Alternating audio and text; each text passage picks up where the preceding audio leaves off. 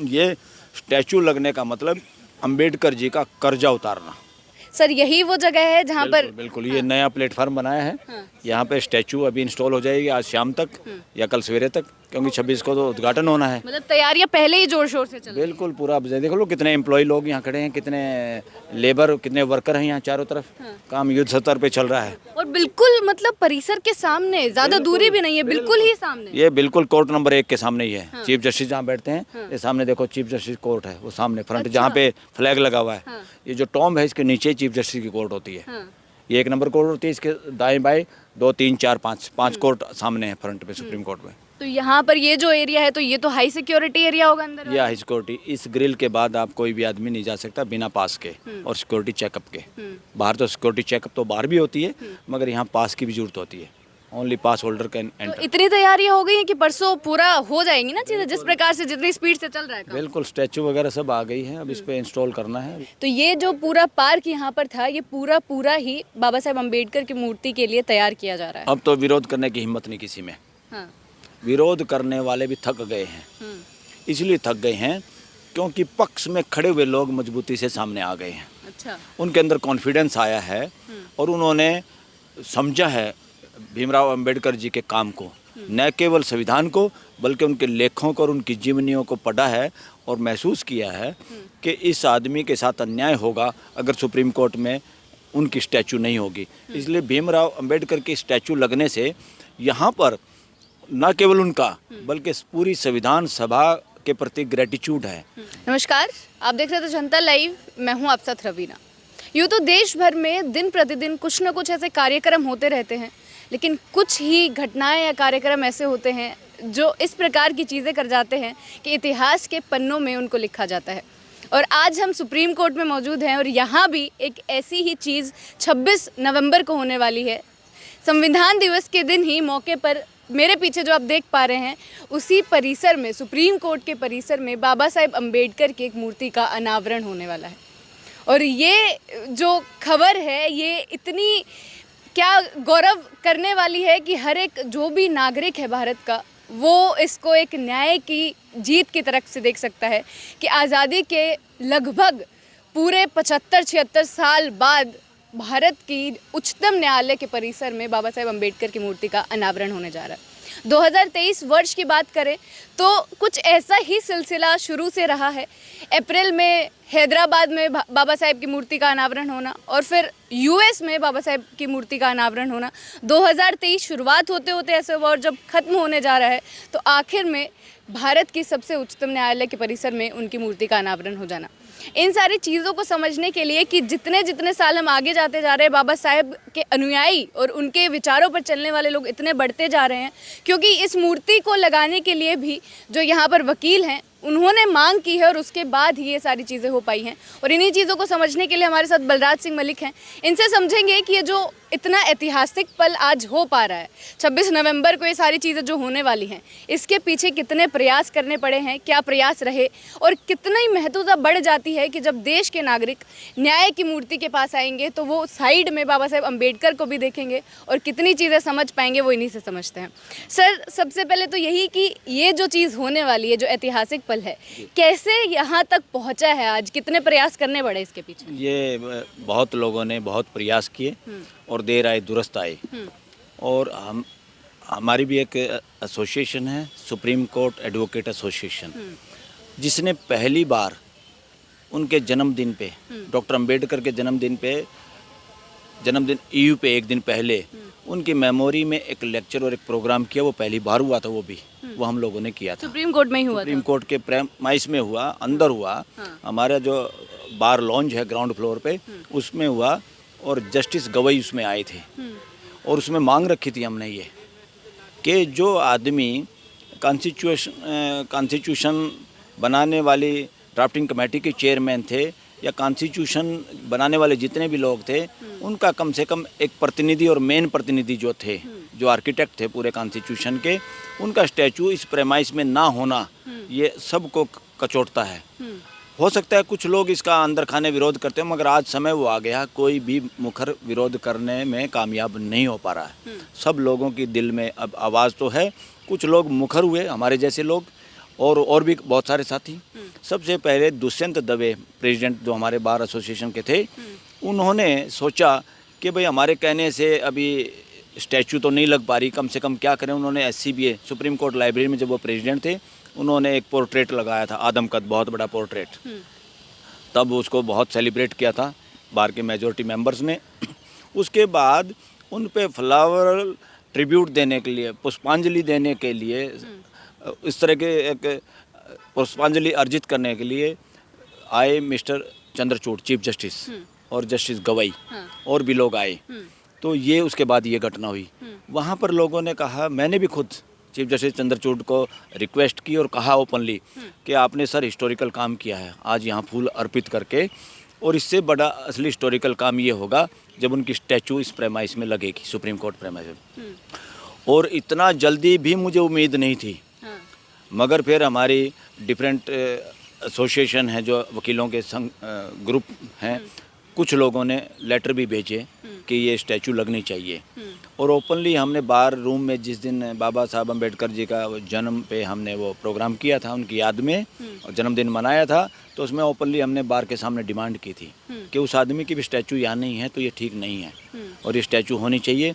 और हमने ये भी मांग रखी थी, इस देश में अब सुप्रीम कोर्ट के जज खाली इस आधार पे ना चुने जाएं कि किस हाई कोर्ट का जज सुप्रीम कोर्ट में नहीं है, किस हाई कोर्ट का प्रतिनिधित्व नहीं है।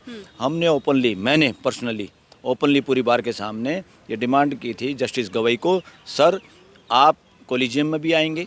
कोलिजियम में वो लोग होते हैं 5 जज सीनियर जो जजों को चयनित करते हैं सुप्रीम कोर्ट में कौन जज आएगा नीचे से।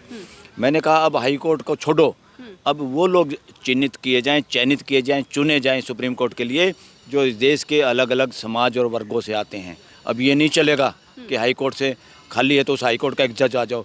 अब वो ध्यान देना पड़ेगा वो किस समाज और किस वर्ग से आता है। इस देश की मेजॉरिटी समाज और वर्ग अभी वंचित है, सुप्रीम कोर्ट में नहीं आ रहा है, हाई कोर्टों में भी नहीं आ रहा है, इसलिए वो जूरिस्प्रूडेंस क्रिएट नहीं कर पा रहे और वो प्रीएम्बल के हिसाब से जस्टिस देने में कामयाब नहीं हो पा रहे।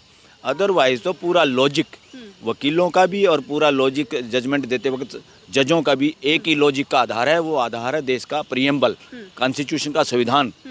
क्योंकि कॉन्स्टिट्यूशन का जो प्रीएम्बल है वो लक्ष्य है हमारे देश का कि हमने अपने देश के पूरे 140 करोड़ लोगों के लिए कौन सा लक्ष्य हासिल करना है, उस लक्ष्य के आधार पे फैसले देने हैं, उस लक्ष्य के आधार पे वकीलों को आर्गूमेंट करने हैं।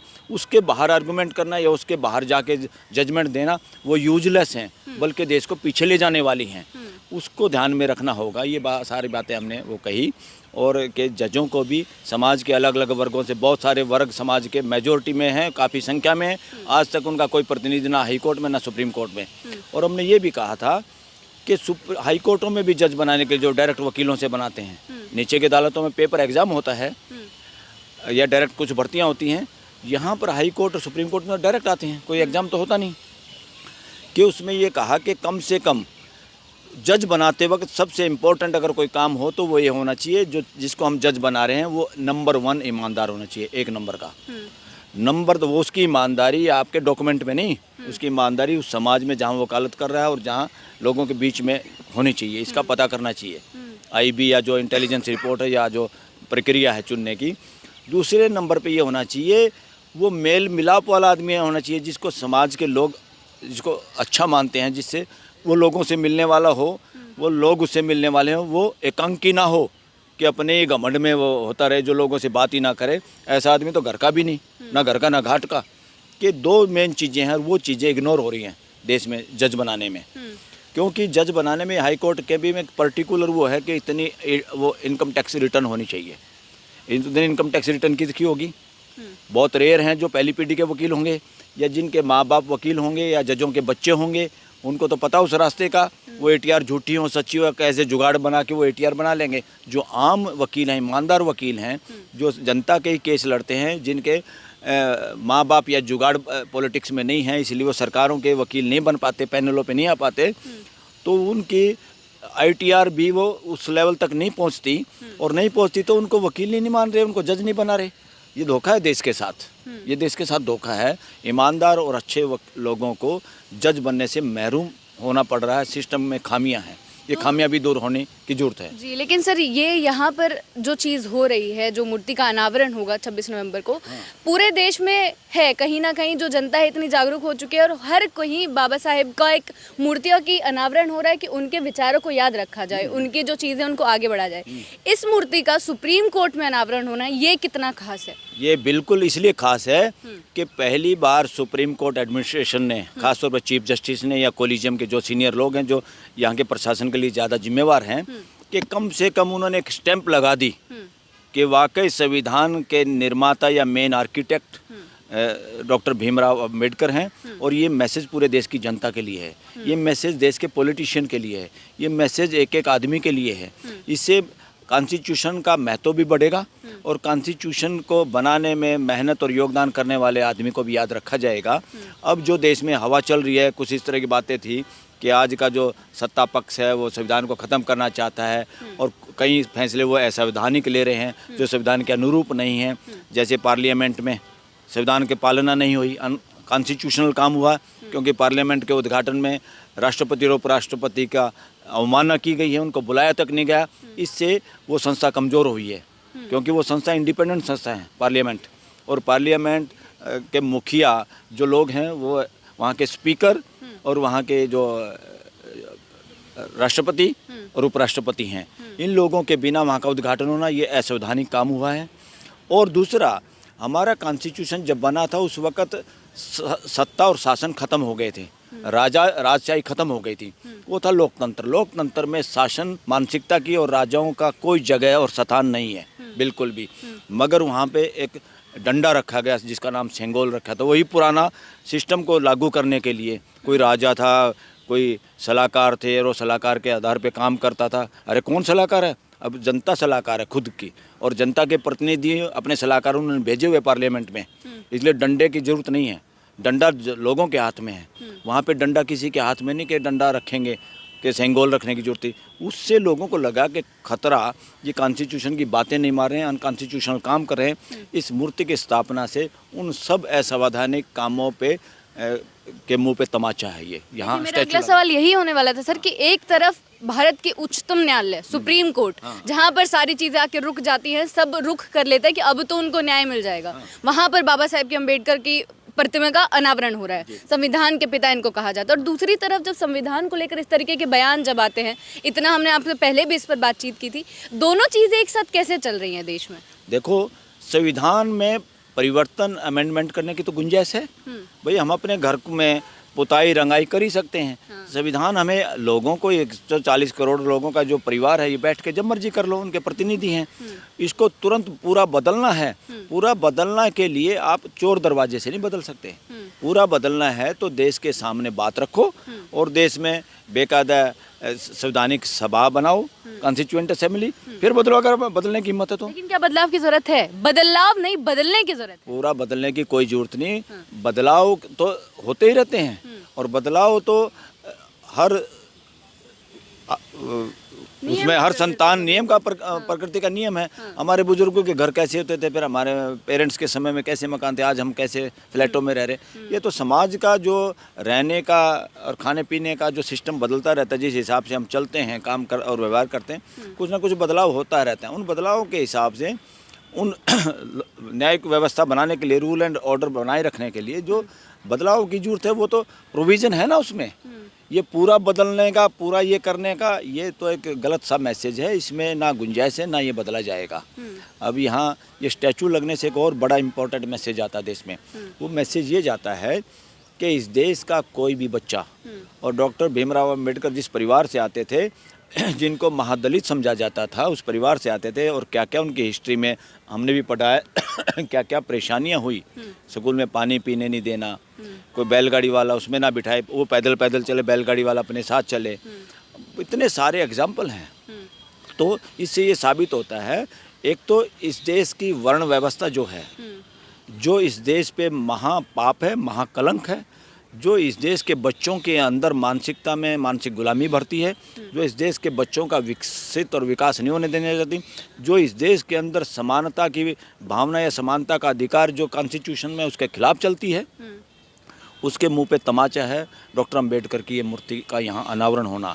और इससे एक और जाता है, देश के लोगों को एक मैसेज मिलेगा, इस देश का कोई भी बेटा, कोई भी बेटी कहीं भी पैदा हो इस देश में, किसी भी हालात में पैदा हों, किसी भी सो कॉल्ड जाति में पैदा हों, कोई फ़र्क नहीं पड़ता। जिसमें बच्चे में गट्स हैं, उसको असुविधा होते हुए भी वो कुछ भी बड़े से बड़ा योगदान इस देश के लिए कर सकता है। इसलिए उसी याद में डॉक्टर भीमराव अंबेडकर को सत सत प्रणाम है इस देश की जनता की तरफ से, हमारी तरफ से, और ख़ास तौर पर अब सुप्रीम कोर्ट का खुद की तरफ से ये प्रणाम है। तो क्या इन सारी चीज़ और देश इस पे नाज करेगा। और ये लेट आया है, लेट हुआ, ये काम देर आए दुरुस्त आए, और इस काम को करने में इस देश की सुप्रीम कोर्ट की खुद की गरिमा भी बढ़ेगी देश के सामने। बिल्कुल बिल्कुल सर। तो आपने सारी चीज़ों का इसमें जिक्र कर दिया है कि बहुजन समाज के प्रतिनिधित्व का भी जिक्र किया है कि सुप्रीम कोर्ट में क्या उनकी भागीदारी होनी चाहिए। लेकिन जब सारी चीज़ों का हम जिक्र करते हैं और बाबा साहेब का जब जिक्र करते हैं या संविधान का जब जिक्र करते हैं, तो कई लोग टिप्पणियां करते हैं, कई लोग ये बोलते हैं कि बाकी लोग भी तो शामिल थे संविधान बनाने में, जो बाकी लोगों का योगदान है हम उनको क्यों नहीं देखते हैं। ये तो उसी तरह से है जैसे कोई शादी का कार्ड आ जाए, बलराज सिंह मलिक एंड फैमिली या विद फैमिली, तो क्या मेरे बच्चे झगड़ा करेंगे कि हमारा नाम नहीं आया कार्ड पे? अरे भाई, संविधान सभा के ड्राफ्टिंग कमेटी के जो चेयरमैन थे वो डॉक्टर भीमराव अंबेडकर थे। डॉक्टर भीमराव अंबेडकर जितने कॉन्स्टिट्यूएंट असेंबली के मेंबर थे सबसे ज़्यादा पढ़े लिखे थे। न केवल उनमें पढ़े लिखे थे, पूरे देश में सबसे ज़्यादा पढ़े लिखे इंसान थे। वो समझते थे बातों को, उनकी लिखी हुई बातें पढ़ लो। जितने बाकी जितने संविधान सभा के मेंबर हैं उनका देखो उन्होंने कितनी किताबें लिखी हैं। और भीमराव अंबेडकर को देखो कितनी किताबें, कितना प्रयास किया उन्होंने, कितनी चीज़ें लिखी उन्होंने और क्या क्या बोला उन्होंने। वो पूरे के पूरे मेजॉरिटी क्या, असल में तो पूरे देश का प्रतिनिधित्व करते थे एक इंसान का। वो चाहते थे हर इंसान को बराबरी की तरह ट्रीट किया जाए, हर इंसान यहाँ फले फूले और देश में पूरा भाईचारा हो, कोई सामाजिक अन्याय ना हो, कोई आर्थिक मत वो ना हो, ज़्यादा विषमता। अब विषमता कितनी हो रही है देश में, इससे ये मतलब है कि हाई कोर्टों में भी अभी इकोनॉमिकल जस्टिस को नहीं समझा गया पूरी तरह से, जो कॉन्स्टिट्यूशन चाहता है। समाज में अभी भी जाति या धर्म के आधार पर भेदभाव हो रहा है और बहुत बार तो सरकारें करती नज़र आ रही हैं। इसलिए अभी तो प्रीएम्बल को समझना है, जजों को भी और इस देश के वकीलों को भी, और बहुत कुछ करना बाकी है। तो मतलब आप बोल रहे हैं कि जो लोग, और आपने बीच में ये भी जिक्र किया कि विरोध कर रहे हैं कुछ लोग, तो अब तो विरोध करने की हिम्मत नहीं किसी में। हाँ। विरोध करने वाले भी थक गए हैं। इसलिए थक गए हैं क्योंकि पक्ष में खड़े हुए लोग मजबूती से सामने आ गए हैं। अच्छा। उनके अंदर कॉन्फिडेंस आया है और उन्होंने समझा है भीमराव अंबेडकर जी के काम को, न केवल संविधान को बल्कि उनके लेखों को और उनकी जीवनियों को पढ़ा है और महसूस किया है कि इस आदमी के साथ अन्याय होगा अगर सुप्रीम कोर्ट में उनकी स्टैचू नहीं होगी। इसलिए भीमराव अंबेडकर की स्टैचू लगने से यहाँ पर न केवल उनका बल्कि पूरी संविधान सभा के प्रति ग्रेटिट्यूड है, कृतज्ञता ये जाहिर की जा रही है। भाई फोटो तो एक का लगेगा, उसमें सारी संविधान सभा शामिल है ही। क्रिकेट टीम के भी कप्तान के साथ पूरी टीम शामिल है ही। देश के प्राइम मिनिस्टर के साथ पूरे देश के पार्लियामेंट शामिल है ही। देश के किसी मुख्यमंत्री के साथ उसकी पूरी विधानसभा शामिल है। तो इसमें क्या दिक्कत है? वो अगर वो कहें भाई प्रधानमंत्री का नाम आता रहता है, एमपीओ का नाम नहीं आ रहा, कभी मंत्रियों का नाम नहीं आ रहा, ये झगड़ा हो रहा क्या वहाँ पर? होने की जरूरत है क्या? हाँ, बिल्कुल नहीं। और ये सबसे बड़ा काम हुआ आज इस देश का। इससे कोई बड़ा काम आसपास के इन दिनों में नहीं हुआ जितना बड़ा काम ये महत्वपूर्ण काम था। चलिए, आखिरी सवाल से सर खत्म करेंगे। जैसे मैंने पहले भी जिक्र किया कि 2023 की हम बात करें तो शुरुआत में अप्रैल में हैदराबाद में भारत की सबसे बड़ी प्रतिमा बाबा साहेब की, उसका अनावरण किया गया। उसके बाद भारत से बाहर यूएस जैसे देश में, जो इतना विकसित देश है, वहाँ पर लोग इतना इकट्ठे हुए और वहाँ पर भी बाबा साहेब की इतनी ऊंची मूर्ति का अनावरण किया गया। और अब 2023 खत्म होते होते सुप्रीम कोर्ट में इसका अनावरण किया जा रहा है। तो क्या 2023 को बाबा साहेब के साल के नाम से कर दिया जाना चाहिए, क्योंकि लोग इतना आगे आए हैं, लोग इतना बाहर निकले हैं बाबा साहेब को नाम को लेकर, उनके विचारों को समझने के लिए, कि कुछ अलग क्रांति दिखाई दी है? देखिए, बिल्कुल अब क्या है, डॉक्टर भीमराव अंबेडकर की बातों से लोगों को जो जितनी एजुकेशन समाज में आई है, धीरे धीरे लोगों ने समझा यार ये तो जो बातें लिख रहे हैं हम सब की बातें हैं। जब धीरे धीरे ऐसे होता है, और उसमें 75 साल लगे इस देश में, इसलिए लग गए इतने साल क्योंकि उनकी बहुत सारी किताबों को बहुत सारी बातों को देश के सामने रखा ही नहीं गया।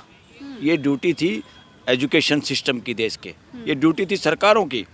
उन्होंने वोट की राजनीति के लिए तो उनको यूज करने की कोशिश की, मगर उनके काम को वो कहना क्या चाहते थे, इस देश में किस तरह का सपना था उनका, वो बातें धीरे धीरे प्राइवेट ऑर्गेनाइजेशन के जरिए लोगों की खुद के इंटरेस्ट की वजह से वो चीज़ें, या काफ़ी ऐसे लोगों ने योगदान दिया है इसको प्रचार प्रसार करके कि लोग समझ पाएँ। वरना तो इस देश में क्या होता है, महापुरुषों पे भी टैग लगा दिया, कुछ चालाक लोगों ने लगाए रखा जाति का और धर्म का, वो लगा के उनको बौना और छोटा बनाए रखने की कोशिश की। अब समाज खुद आगे बढ़ा है और उन्होंने समझा है कि भाई असली बड़ा कौन, असली बड़ा वो जिसका विचार बड़ा, असली बड़ा वो जो पूरी समानता की बात करते हैं, असली बड़ा वो जो सबके भले की बात करता है, असली बड़ा वो जो जाति छुआछूत ऊंच नीच भेदभाव को मिटाने की बात करता है, वो सबको प्यारा लगता ही है। तो बाबा साहब अम्बेडकर की अब ये सारी बातें जब सामने आई धीरे धीरे लोगों के, बहुत सारे लोगों के प्रयास से, तो लोगों को लगने लगा यार ऐसा आदमी और इतना प्रयास उस आदमी का और इस तरह की कहानी, इस तरह का लाइफ हिस्ट्री, तो उन आदमी का और उस आदमी का यहाँ स्टैचू नहीं लगना तो ये कलंक था हमारे माथे पे भी, वकीलों के माथे पे भी, मेजॉरिटी। मैं तो अपनी बात करता हूँ। हाँ, आई एम सो थ्रिल्ड, हम इतने खुश हैं इस बात से, बहुत ज़्यादा। ये हमारे लिए इस सुप्रीम कोर्ट में आने के बाद मेरे लिए पहला ऐतिहासिक दिन वो था जब हमने मुकदमा करके इस देश से माय लॉर्ड शब्द ख़त्म करवाया। अभी बहुत सारे वकील माय लॉर्ड करते रहते हैं तोते की तरह से, हमने इसको ख़त्म कराया। जून 2006 में हमने पटिशन फाइल किया था कि कोई भी जज देश का माय लॉर्ड नहीं है। उतनी ही इज्जत दो बोलने में जितनी एक डिस्ट्रिक्ट या छोटी जुडिशरी के नीचे वाले जिला में जजों को देते हैं, वही शब्द कहो। ये नहीं है कि हाई कोर्ट के जज को कुछ ज़्यादा और चमचागिरी की ज़रूरत है या सुप्रीम कोर्ट के लोगों को और बड़ा कुछ कहने की ज़रूरत है, मगर अभी भी हमारी वो गुलामी की मानसिकता अभी गई नहीं है। काफ़ी लोग कानून बनने के बाद भी अभी भी माय लॉर्ड बोलते रहते हैं यहाँ पे, हम कभी नहीं बोलते। एक दो बार जजों के सामने ये बात आई, एक जज ने तो मुझे कहा जो बाद में चीफ जस्टिस बने, mister counsel why are you degrading us, हमें नीचा क्यों दिखा रहे हैं आप हमें माय लॉर्ड क्यों नहीं कह रहे। मैंने ओपनली कहा था you are not my lord. जून 2006 के बाद अब कोई माय लॉर्ड नहीं है इस देश के अंदर। तो वो बड़े नर्वस हुए, फिर बाद में बड़ा नॉर्मल हुआ माहौल। तो इस तरह होता है। तो ये स्टैचू लगने का मतलब अंबेडकर जी का कर्जा उतारना। अच्छा। हाँ, उनके किए हुए काम के लिए पूरी वकील बिरादरी के तरफ से और जुडिशरी की तरफ से उस आदमी का कर्जा चुकाने की कोशिश है ये। चलिए, बहुत बहुत शुक्रिया आपका। तो काफ़ी अहम लाइन बोल गए हैं लास्ट में कि सुप्रीम कोर्ट के परिसर में बाबा साहेब अम्बेडकर की मूर्ति का अनावरण होना उस प्रकार है जिस प्रकार भारत की जनता पर उनका जो कर्जा है, इतने अच्छे काम कर या भारत का इतना बढ़िया संविधान जनता को देकर वो कर्जा उतारने की कहीं ना कहीं थोड़ी बहुत कोशिशें की जा रही हैं, और ये मूर्ति उसी का एक उदाहरण आप सबके सामने पेश करती है। बाकी आपने पूरे जो इतिहास में चीज़ें रही हैं, अब तक का भारत का जो इतिहास रहा है उसमें चीज़ें देखी हैं, लेकिन ये जो ऐतिहासिक पल है कि सुप्रीम कोर्ट के परिसर में बाबा साहेब अम्बेडकर की मूर्ति का अनावरण हो जाना, ये आप तक पहुँचाने का काम कर रहे हैं। इसी प्रकार जनता के मुद्दे आप तक पहुँचाते रहेंगे, बने रहे हमारे साथ। शुक्रिया।